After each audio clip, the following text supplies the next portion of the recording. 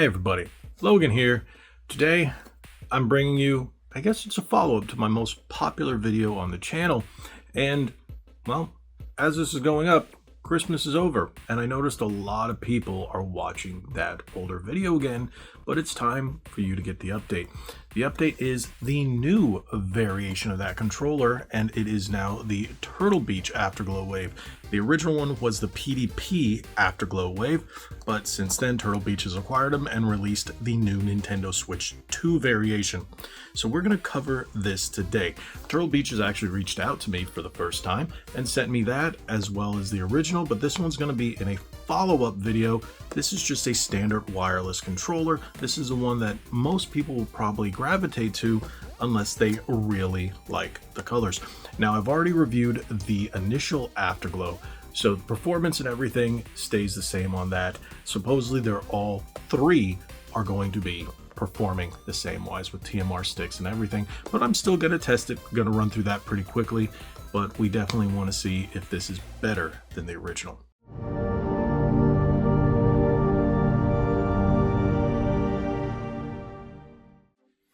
Alrighty, here we go. Here is the new Nintendo Switch 2 variation of the Afterglow Wave. It's a wireless RGB gaming controller. Now, the big difference between this one and the original is going to be, well, let's call it three things. The Switch 2 recognizes this as a Switch 2 Pro controller. It has the C button for capture, and the big thing is TMR thumbsticks, significantly upgraded over the original. Here is the original here. Yes, I have them both in blue. Now, I bet you're wondering, hey, wasn't the original video you did over a white one? Yes, but I think I gave that one away. And then not too long ago, I purchased this one it was on clearance or sale or something. I got it for dirt cheap. It was around 30 bucks. So I was like, okay, let's add the new variation back to the collection.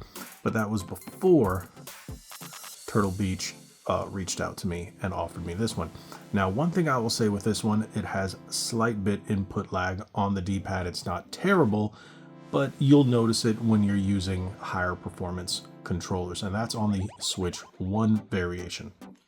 Now, one thing I noticed when I was playing the standard Afterglow, that input lag was gone. So it looks like whoever's in charge of the Turtle Beach Switch controllers really paid attention, unlike the Xbox ones I recently tested. Those, well, that's another story.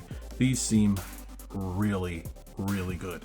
So let's take a closer look at the box before we test it out. Standard Turtle Beach / PDP box. Tells you everything you need to know, everything I just said. Fully customizable RGB lighting, 2 mappable quick action buttons on the back, so you got 2 flappy paddles. And if you look down here, it's still compatible with not just Switch 2, but Switch OLED, and Switch Lite. So if you're using any of those, it is a wireless controller that can be plugged in to your dock and charged via a cable. I think that's about it. But you want to know the big difference on how you can tell which version you're getting? Look for the bar at the top that says Switch 2, because the original one has a Switch logo here, but has a sticker that says compatible with Switch 2. Make sure you're getting this one. You'll also see the Switch 2 logo here. Trust me, people will ask. All right, let's open it up.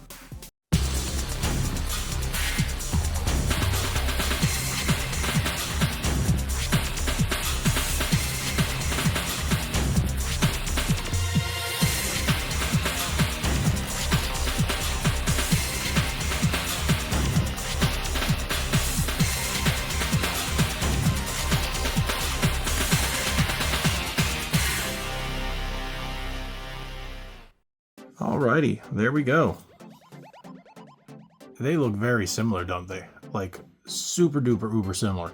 The only big difference, just looking at them the way you can tell, Switch 1 logo, Switch 2 logo, C button in the middle, and well, no C button there. So otherwise, visually, they are identical. Turtle Beach logo, PDP logo.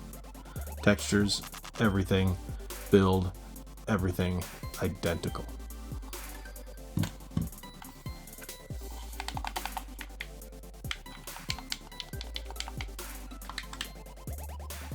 Oh, there's a light on that one. Up, now we got light on this one. Still feels exactly like the initial Afterglow, the one that I recently covered, but I will say it feels better with the matte plastic. This is the other Afterglow, super gloss, has a different set of back paddles in the back, but otherwise it feels pretty much the same.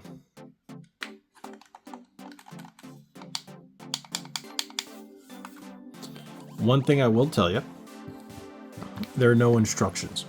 You might think these are the instructions. No, this is a visual connection guide. But if you want to learn how to change the colors, you have to go to the QR. Now, I actually did this in my last video with the standard Afterglow, and I'll do the same thing here.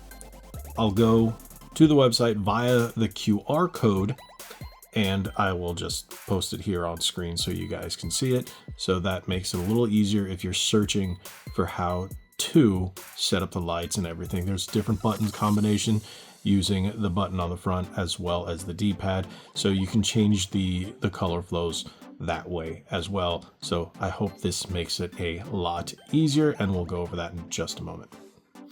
But now, let's test it, get that out of the way, see how it feels. Alright, so first things first, what we need to do is sync it, and to sync it you need to make sure it's on, and then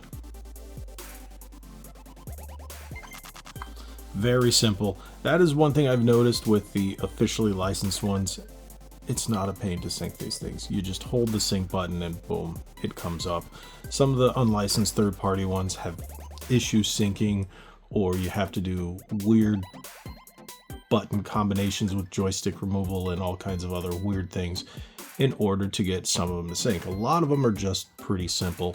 I'm not a big fan of the ones where you have to hold like 2 and 3 buttons or a direction or something in order to get them to sync.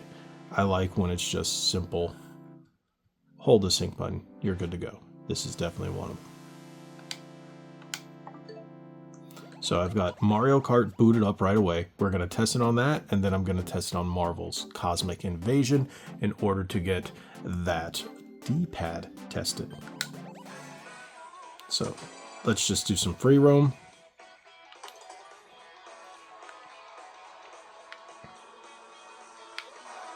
Nice. Just like the other one. No input delay on the stick or button and presses. Inputs. No delay on the button inputs.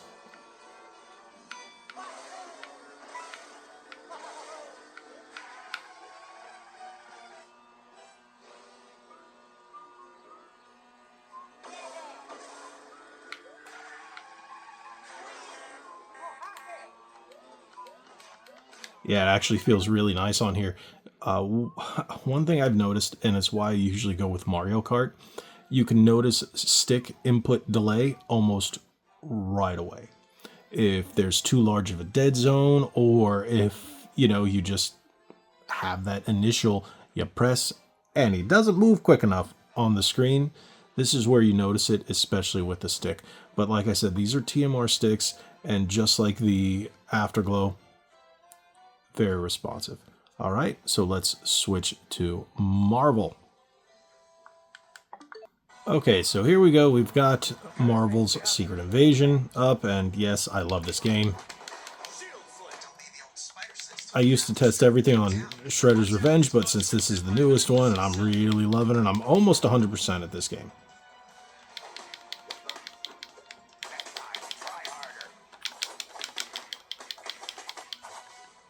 D-pad feels great. Buttons still feel great, just like the other one. I honestly can't complain about this. Where this one, I did notice some input delay on the D-pad. You can't have that, especially with games on the Switch. Why? Because a lot of people play retro style and 2D style indie games on the Switch, and you need a good D-pad for those, and this is definitely it. It is a little small, but you get used to it. It's actually fine. The buttons are a little loud. Some people have said that. I've noticed it. The clackiness is a little loud compared to even mechanical buttons. They're still membrane, but they're louder.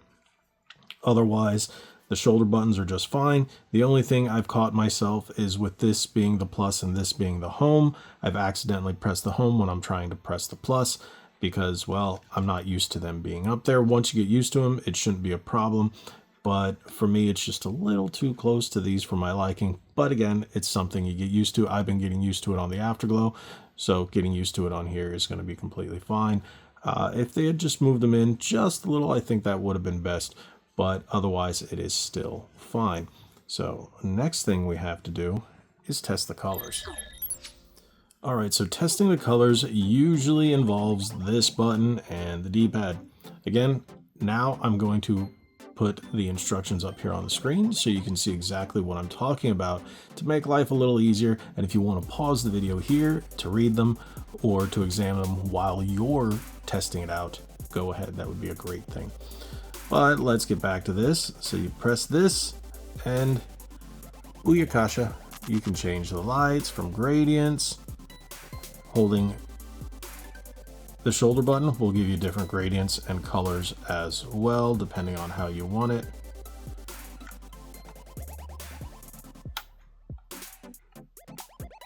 As you can see, it keeps changing depending on which version you want. So just hold this button, press the other ones, the shoulder buttons until you find which one you want, and then you can go cycle through the colors using the D-pad. It is very simple. So depending on how you like it, whether you want it a solid color or the wave, the multicolor, the RGB, it's all up to you. It's a very simple process. Just make sure that's the button you're holding, these two, and then your shoulder buttons. Those are going to be your key for changing. Don't hit the sticks because the sticks will actually still control the switch, and make sure you're doing this while it's connected to the switch. So it's going to make life a lot easier. So fantastic controller. I like what Turtle Beach has done with the PDP Switch and Switch 2 line. They've definitely upgraded them. I think they're significantly better controllers. Now there are wired variations of these. Turtle Beach sent me the wireless. I am still thinking about checking out the wired one and then maybe testing the latency to see if the wireless or the wired have differences in latency big enough for me to recommend one over the other. But I think this one is a solid option. And if you guys are looking to pick this up or just picked it up and you're still confused, hopefully this helps you out. Otherwise, I would definitely recommend this one. I like the original, but this one is leaps and bounds. With the TMR sticks, you just get better performance. You're not going to have the drift. It's dang near impossible to get drift with TMR unless you do something and you break it, and I've seen it happen. I've seen people be really rough on controllers that should not have drift, and they like to blame it on the manufacturer, but TMR is really hard to get to drift on. Same thing with Hall Effect, unless you're doing something to it. But that's a topic for another video. But tell me what you guys think. Hopefully this helped you out.